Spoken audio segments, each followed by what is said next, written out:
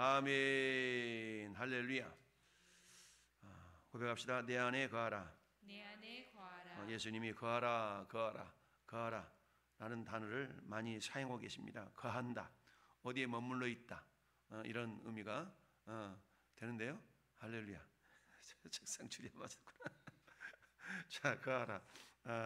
거한다는 말이 메노라는 단어인데요. 거한다.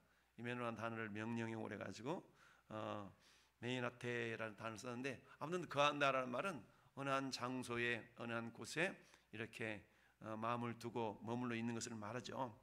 예수님께서 머물기는 머물는데 어디 안에 머물러야 돼요? 내 안에 머물러라 라고 말씀하고 있죠. 주님 안에 머문다는 것이 과연 어떤 의미가 있는 것인가, 이 시간 묵상하면서 우리 주님이 1절에 나는 참 포도나무요 내 아버지는 농부다. 여러분, 구약 성경을 보면 이스라엘 백성들을 상징하는 그런 모습으로 포도나무를 비유를 하고 있죠. 그러니까 구약 성경에서 포도나무 그러면 이스라엘 백성들을 의미합니다. 이스라엘 나라에서 과일을 딸 수 있는 나무가 몇 가지가 있죠? 첫 번째는 포도나무, 두 번째는 무화과나무, 세 번째는 무슨 나무예요? 올리브나무도 있고, 또 하나 우리 먹어봤던 대추야자나무. 그게 이 네 가지 열매에 대해서 우리가 성경에서 발견할 수가 있는데요. 근데 특별히 여러분 각 나무들을 생각해 보세요. 무화과나무, 여기 저 주차장 그 옆에 텃밭에 무화과나무가 심겨져 있더라고. 그 집에 무화과나무 열매가 맺혀 있는데 아주 시퍼래가지고 그랬는데, 무화과나무, 그리고 우리가 잘 아는 것처럼 대추야자나무는 굉장히 높지 않습니까? 그리고는 감람나무는 올리브나무를 말하죠. 올리브유. 그 다음에 포도나무. 근데 이 중에 가장 볼품없는 나무가 무슨 나무예요? 포도나무가 가장 볼품이 없죠. 나무로만 친다 그러면 포도나무는 볼품이 없어요. 그러니까 포도나무의 존재 목적은 오직 포도송이를 맺는 게 있어요. 그러니까 포도송이를 맺지 않는다면 이 포도나무 아무런 쓰잘데기 없는 것이거든요. 심지어는 어때요? 땔감으로도 그렇게 싹 좋지 못한 나무다라고 볼 수가 있는데요. 이처럼 포도나무, 구약 성경에 있어서 이스라엘 백성들을 우리 하나님께서는 포도나무로 이렇게 비유하고 있어요. 야, 내가 너를 포도나무로 심었는데 들포도 열매를 맺히면 어땠느냐. 그러니까 참포도 열매를 맺으라고 포도나무를 심어놨더니 들포도 열매가 맺혔다라고 주님이 책망하시는 부분들이 많이 있죠. 근데 신약에 넘어오면서, 그런데 이처럼 들포도 열매를 맺고 또는 열매 맺지 못한 포도나무였던 그들과는 다르게 예수님은 어떤 나무? 참 포도나무. 그래서 참 포도나무로서 참 열매를 맺히신 분이다 라고 말씀하고 있습니다. 나는 참 포도나무요 내 아버지는 농부다. 여러분, 농부라는 얘기는 일을 하시는 분이라고 그랬죠. 하나님 아버지는 지금도 일하신다 라고 그랬어요. 그래서 나는 참 포도나무요 내 아버지는 농부다. 그런데 포도나무는 포도원 줄기와 뿌리와 가지로 구성이 되어져 있죠. 근데 포도 열매는 원 줄기에서 맺히는 것이 아니라 가지에서 포도 열매가 맺혀져요. 그래서 이제 봄철이 되면, 이른 봄이 되면 농부들이 하는 일이 있죠. 겨울이 지나고 이른 봄이 되면 농부들이 뭐예요? 가지치기를 하죠. 가지치기. 저 사과나무나 배나무나 과일나무마다 전부 다 농부들이 가지치기를 합니다. 그래서 그야말로 꽃이 잘 맺힐 수 있도록, 피어서 열매가 잘 맺힐 수 있도록 가지치기를 하죠. 근데 가지치기를 할 때 열매 맺지 않는 그런 가지들은 잘 잘라서 이렇게 다른 가지들이 열매를 잘 맺을 수 있도록 하죠. 그래서 2절에 보니까 무릇 내게 붙어 있어서 열매를 맺지 아니하는 가지는 아버지께서 그것을 제해버리신다. 왜? 포도나무의 존재 목적이 열매 맺는 것인데 열매 안 맺으니까 제해버리신다. 제거해버린다는 얘기죠. 한 번에 우리가 전지한다라고 하면 전지, 가지치기, 전지한다 그러죠. 아버지께서 그것을 제거해 버리시고 무릇 열매를 맺는 가지는 더 열매를 맺게 하려 하여 그것을 깨끗하게 하시느니라. 여러분, 예수님이 누가복음에서 있는 자는 받아서 넉넉하게 될 것이요 없는 자는 그 있는 것까지 빼앗기리라 라는 말씀을 하셨죠. 있는 자라는 건 뭡니까? 우리 마태복음 13장에서 들을 귀 있는 자. 여러분, 누가복음 8장에서 들을 귀 있는 자라고 말씀하고 있죠. 귀 있는 자는, 들을 귀 있는 자는 들으라 라고 말씀합니다. 그러면서 있는 자는 받아서 넉넉하게 된다. 이 말씀 뭡니까? 듣는 귀가 열려져서 그것을 믿음으로 받아들이는 자를 의미하죠. 그러니까 믿음으로 받아들이는 자는 우리가 그렇지 않습니까? 믿음이라는 것은 갑자기 생겨나는 것이 아니라 말씀 위에 그 믿음이 자꾸 이렇게 자라게 되는데요. 그래서 있는 자, 말씀을 경청하고 경청해서 믿음이 생긴 사람은 우리가 보통 가속도의 법칙이라는 것이 있죠. 가속도의 법칙. 그래서 계속적으로 속도가 붙는 것처럼 우리 믿음도 역시 마찬가지. 있는 자는 받아서 말씀을 받아서 겸손하게 아멘으로 순종하는 자에게는 믿음이 쑥쑥 자라게 된다는 얘기거든요.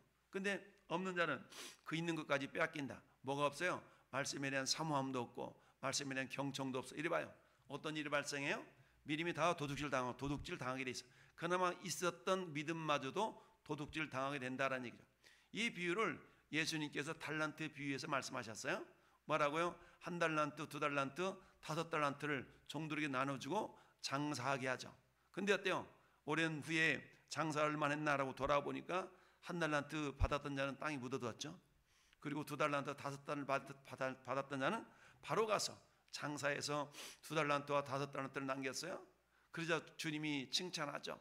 잘하였도다 착하고 충성된 종아. 그런데 1달란트를 묻어놓은 사람을 향해서는 책망을 하시죠. 그리고 뭐라고 말씀합니까? 1달란트 받았던 자에게 그 1달란트를 뭐하라고요? 빼앗아서 10달란트 가지고 있는 자에게 주게 하죠. 그랬으면서 하셨던 말씀은 똑같아요. 있는 자는 받아서 넉넉하게 될 것이요 없는 자는 그 있는 것까지 빼앗기리라 라고 말씀합니다. 전에 여러분들 역시 마찬가지죠. 있는 자 뭐가 있어요? 첫째, 사모하는 마음이 있다는 얘기입니다. 듣는 귀가 있다는 얘기죠. 할렐루야. 사모하는 마음이 없으면 여러분 사모하는 마음을 다른 말로 믿음이라고 표현합니다. 여러분 믿음에는 반드시 사모함이 있게 돼요. 사모함이 있다 보니까 듣는 자세가 달라지죠. 사모함이 없어봐 그냥 대충 듣죠. 너 내 말 듣고 있어? 들어. 뭐라고 그랬는데? 잘 모르겠는데? 이거 안 듣는 것이죠. 그러니까 사모함이 없다 보면은 그냥 건성으로 듣게 되죠. 사모함이 있다는 얘기는 막 귀 기울여 듣고 뭔가 하나로 더 알으려고 하고 막 이러죠. 이게 사모함을 갖고 있는 자세의 모습이죠. 그러니까 우리 주님은 사모하는 심령을 만족시켜 주신다라고 시편 107편 9절은 말씀하고 있죠. 우리 주님은 사모한다. 즉 사모하는 심령을 만족시켜 주시는데 이처럼 우리가 주님께서 내게 붙어 있어서 열을 맺지 아니하는 가지는 제해버리신다. 여러분 한 번 구원은 영원한 구원 맞습니다. 그런데 여기서 제해버리신다라는 얘기는 뭡니까? 왜 우리가 그 알곡과 가라지 비유를 하지 않습니까? 알곡과 가라지? 그러니까 가라지 자체는 종자 자체가 다른 거예요. 종자가 달라. 그러니까 알곡과 가라지가 같이 이렇게 있는데 이걸 뽑아버릴까요? 그랬더니 관둬라. 추수 때까지 냅둬. 왜? 가라지 뽑다가 알곡도 상할까 두렵다라고 주님이 말씀하시잖아요. 그러니까 종자 자체가 다르거든요. 그런데 어때요? 비슷해. 따라서 우리가 예수님 믿다가 정말 믿는 것 같다가 여기 마태복음 13장이나 누가복음 8장에 그 씨 뿌린 자의 비유에서 길가밭이나 또는 돌짝밭이나 가시밭 이런 사람들은 말씀을 듣는 자예요? 안 듣는 자예요? 듣기는 들어. 듣는 자예요. 근데 어때요? 듣기는 듣는데 길가밭은 마귀가 홀라당 뺏어가 버리지. 돌짝밭은 어때요? 말씀 때문에 환난이나 역경이 일어날 때는 넘어지는 자지. 그리고 어때요? 가시떨기 밭에는 뿌리는 내리긴 내려.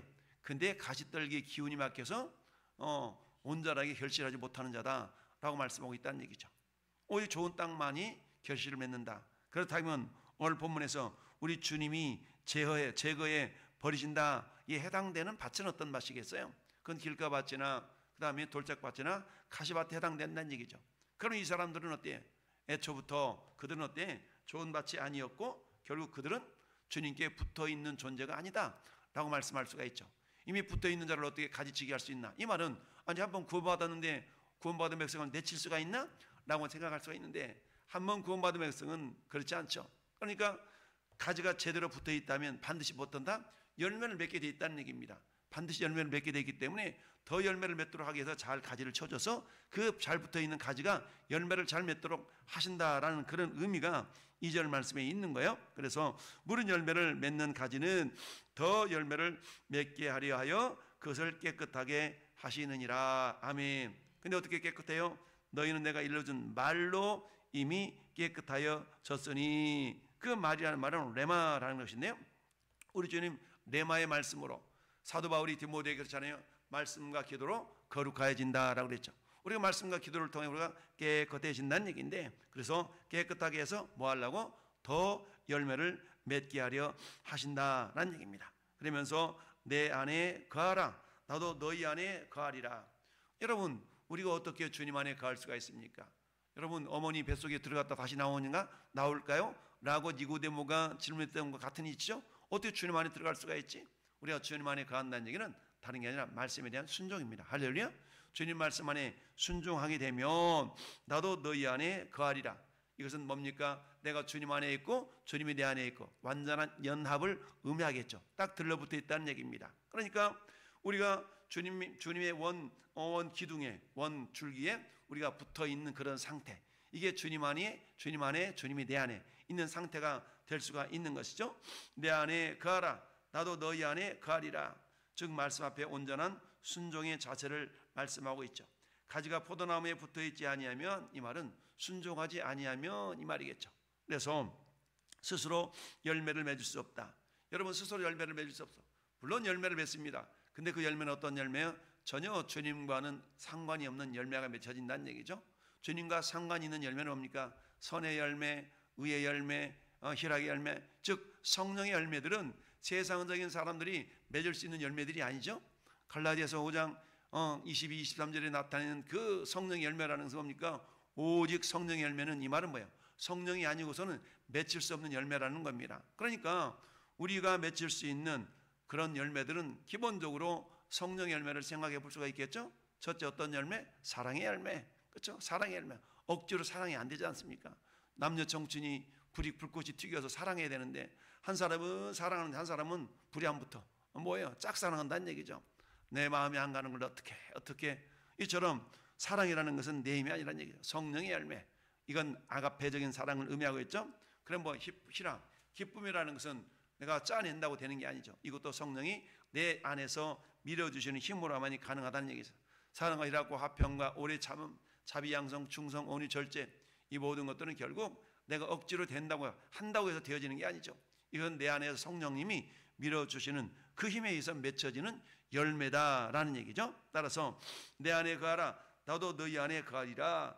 가지가 포도나무에 붙어있지 아니하면 스스로 열매를 맺을 수 없다. 선한 열매를 저절로 맺을 수가 없다라는 얘기인데, 너희도 내 안에 있지 아니하면 그러하리라. 즉 열매라는 것은 어때요?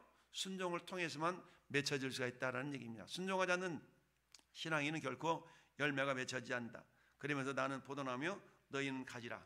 진정한 열매는 나무에서 맺히는 것이 아니라 가지에서 맺혀지게 되죠. 그러니까 우리의 존재 목적이 뭐예요? 우리의 존재 목적은 열매를 맺는 겁니다. 그래서 그가 내 안에, 내가 그 안에 거하면 이 사람이 열매를 많이 맺나니 나를 떠나서는 너희가 아무것도 할 수 없습니다. 아무것도 할 수 없다. 선한 열매가 맺혀지지 않는다라는 얘기입니다. 그래서 우리가 열매 맺히는 걸 보면서 우리 8절을 보니까 너희가 열매를 많이 맺으면 내 아버지께서 영광을 받으실 것이요 너희는 내 제자가 되리라.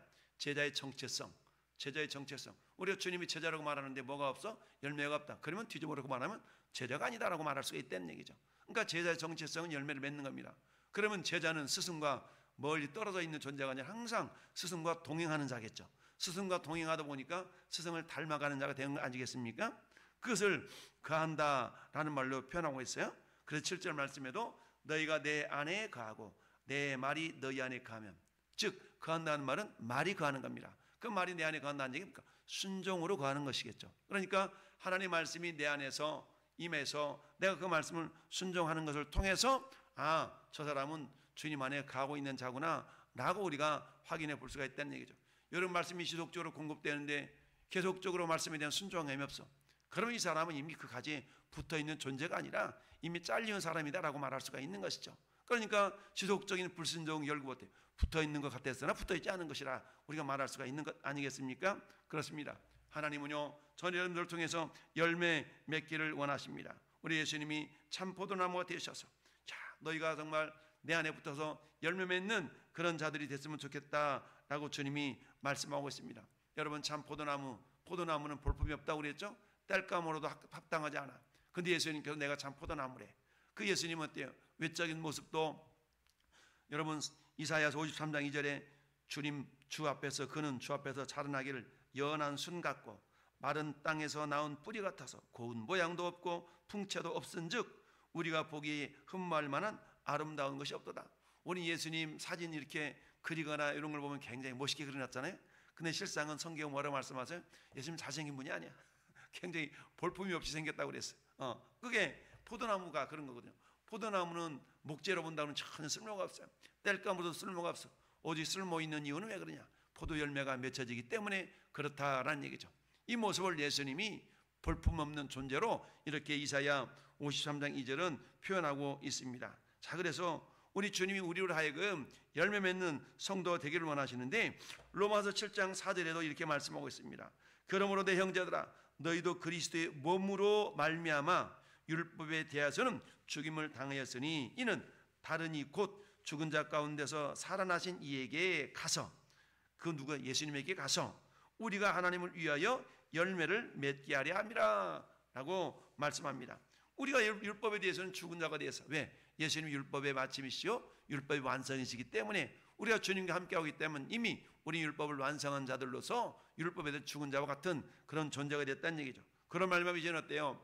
율법은 죽고 내 안에서 진리신 성령께서 나타나셔서 열매를 맺게 하신다라는 얘기입니다. 자, 그래서 이 열매 맺는 존재를 우리가 시편 1편에서는 복 있는 사람의 모습으로 표현하고 있는 것 아니겠습니까? 그래서 복 있는 사람, 즉 이 복 있는 사람은 날마다 말씀을 주하러 묵상하는 자인데 그런 자에 나타나는 결과가 뭐냐? 3절에 그는 시냇가에 심은 나무가 시절을 따라 열매를 맺으며 그랬죠? 그 잎사귀가 마르지 아니함 같으니 그 행사가 다 형통하리로다 라고 말씀하고 있습니다. 여러분 성령 충만한 사람은 기도 충만한다 그랬잖아요. 기도 충만한 사람 또한 말씀도 충만하다 그랬죠. 그러니까 성령 충만하다 그러면서 성경은 안 읽고 기도만 빡세게 해. 이 사람은 뭔가 자칫 잘못하면 신비주의에 빠질 수 있다 그랬죠. 또한 기도는 말씀을 많이 읽는데 기도를 안 해. 이런 사람은 자칫 잘못하면 교만에 흘러갈 수가 있어. 왜? 지식이 충만해지니까 나는 안 돼, 저 사람 모르는 것 같아. 그러니까 자칫 잘못하면 판단자가 된다는 얘기죠. 선생이 된다는 얘기죠. 우리 주님이 말씀하셨죠. 사도 바울을 통하여서 야 너희가 선생 되지 말고 뭐가 되라고요? 아버지가 되라고 말. 아비가 되라. 그래서 아비는 많지 않고 선생은 많은데 아비가 많지 않다라고 주님이 말씀하고 있지요.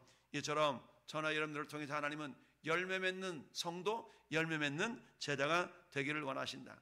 열매 맺기 조건, 절대 조건은 뭐야? 잘 들러붙어 있어야 된다는 얘기죠. 잘 들러붙어 있다는 얘기는 한마디 말하면 순종으로 붙어 있는 겁니다. 할렐루야. 말씀이 들을 때, 말씀이 있을 때 우리 예수님은 성부 하나님의 뜻을 온전하게 이루시기 위해 이 땅에 오셨습니다. 그래서 예수님은 성부 하나님께 대하여서는 뭐만 됐다고 그랬어요? 예만 됐다 그랬어요. 예만. 그러므로 우리가 아멘하여 하나님께 영광을 돌리게 된다. 예수님은 성부 하나님에 대해서 아멘만 했다는 얘기입니다. 내 온대로 마옵시고 아버지 온대로 되기를 원하나이다. 여러분 십자가의 고난조차도 예수님은 어때? 묵묵하게 아버지 뜻이라면 받아들이겠나이다 하고 그것을 받아들였던 걸 봅니다. 우리들도 역시 마찬가지. 주님 안에 간다는 것은 절대 신뢰, 하나님 향은 절대 신뢰가 없으면 우리가 순종할 수가 없죠. 하나님은 우주를 창조하시고 우리를 허물과 죄로 죽었던 우리를 살리셔서 하나님의 자녀가 되신 놀라운 사랑의 하나님이십니다. 그렇다면 우리는 그 하나님을 신뢰하고 어때요? 어떤 상황 가운데서도 주님이 말씀하시면 내가 나가리라, 주님 뜻이 아니면 내가 멈춰서리라, 이런 우리 찬송의 가사처럼 우리가 주님 안에 그래서 거한다라는 말씀을 우리가 9절 10절도 이렇게 말씀합니다. 아버지께서 나를 사랑하신 것 같이 나도 너희를 사랑하였으니 나의 사랑 안에 거하라.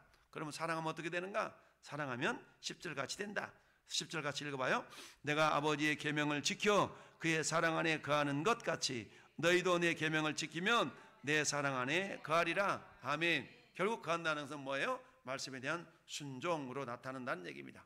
오늘도 하나님께서는 저와 여러분들을 들어서 순종하는 자, 열매 맺는 그런 성도가 되기를 원합니다. 그런데 여러분 가지가 아무리 튼튼하다 할지라도 그 가지가 원줄기에 붙어있지 않는다면 그 가지는 결코 열매를 맺을 수가 없습니다. 여러분 나름대로 신앙생활 잘 한다고 그러는데 이 사람이 개인 플레이만 해.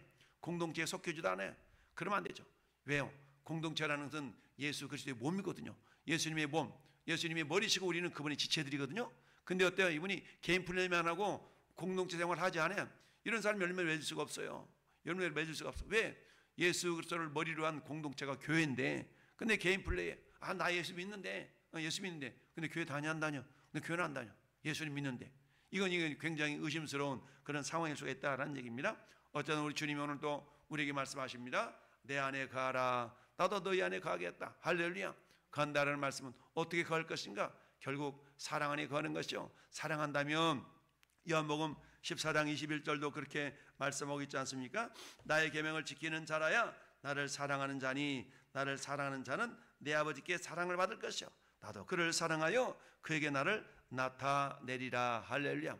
어떻게 나타납니까? 포도나무가 열매를 맺으면 포도나무네 라고 할 수 있는 것처럼 우리 주님은 마태복음 5장 6장 7장 산상수훈이라 그러죠. 산상수훈의 결론 부분이 마태복음 7장인데요 7장 핵심 내용이 뭡니까? 나더러 주여 주여 하는 자마다 다 천국에 들어갈 것이 아니라 아버지 하나님의 뜻대로 뭐 하는 자라야? 행하는 자라야 들어간다. 그러면서 뭐예요? 열매로 그들을 알리라 라고 말씀하고 있습니다. 우리가 하나님의 자녀요 예수님의 제자라고 말들을 하지만 근데 열매가 맺혀지지 않아. 열매가 맺혀지지 않아. 사과나무인 것 같은데 사과 열매가 맺혀지지 않아. 그럼 우리가 저 나무가 사과나무가 아닌 거 아니요? 라고 우리가 의심해 볼 수가 있다라는 얘기인데, 어쩌면 주님께서 우리에게 맺혀지는 그런 열매는 성령의 열매가 맺혀질 수 있어야 된다. 그런 열매들이 우리의 힘으로 맺히는 것이 아니라 우리 안에서 공급하시는 성령의 힘으로 열매가 맺혀질 수가 있다. 그래서 우리 주님이 열매를 맺음으로 말미암아서 너가 진정 내 제자구나라고 제자의 정체성을 우리가 확인해 볼 수가 있고요. 그런 말미암아서 하나님이 영광 받으시더라. 하나님이 기뻐하신다는 얘기죠. 우리가 교회를 다닌 지 오래되었어도 전혀 인격적인 변화가 없고 전혀 성령의 열매가 맺혀지지 않는다면 이 사람은 어때요? 우리가 그 사람의 믿음을 의심해 볼 필요가 있다는 얘기죠. 어떤 의심요? 야, 저 사람이 붙어있는 것 같은데 혹시 가라지는 아닌가? 라고 물론 우리가 저 사람 가라지 아니요? 우리가 판단하는 자가 되어서는 안 되겠지만 우리 스스로가 내 자신이 열매 맺는 자인가 그렇지 않는가를 우리가 늘 점검해 볼 수 있어야 됩니다. 그래서 어때요? 내가 주님 안에 거하고 있다는 얘기는 우리가 말씀을 순종함으로 주님 앞에 거하는 자가 되는 것인데요. 그럴 때 열매를 많이 맺게 된다라는 얘기입니다. 그렇습니다. 결국 우리 주님은 참 포도나무라는 얘기는 생명의 주인이 되신다는 얘기죠. 생명은 우리에게 없어요. 생명은 공급받아야만이 우리가 열매를 맺을 수가 있음을 기억하면서 이 밤도 주님 내 힘으로 행할 수 없기에 우리가 함께 나와서 주님의 뜻을 구하며 주님께 도우심을 간구하는 귀한 기도의 사람들 나온 거 아니겠습니까? 그래서 주님 내 힘으로는 열매를 맺을 수 없습니다. 주님이 생명의 주인이시기 때문에 주님께 철썩 들러붙어 있는 자라야만이 그하는 자라야만이 열매를 맺을 수 있음을 믿습니다. 그한다는 건 다른 게 아니라 말씀에 대한 순종이라 그랬어요. 말씀에 대한 순종이 없이는 결코 열매를 맺을 수 없음을 기억하고 주님 말씀을 순종함으로 주님 안에 거하여 열매 맺는 신앙인이 될 수 있도록 성령이 역사해 달라고 우리 아침 같이 한번 기도할 수 있기를 바랍니다. 먼저